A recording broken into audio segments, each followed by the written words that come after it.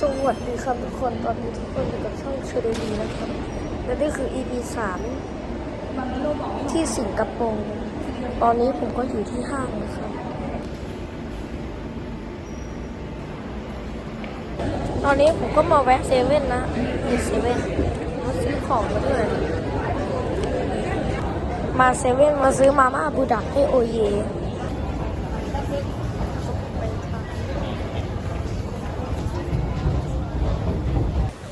นี่นะครับวิวที่สิงคโปร์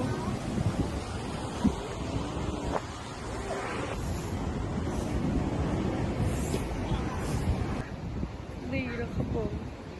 วิววันนี้ผมก็มาซื้อไอติมต่อจากนี้ก็จะมีแต่รูปภาพนะครับ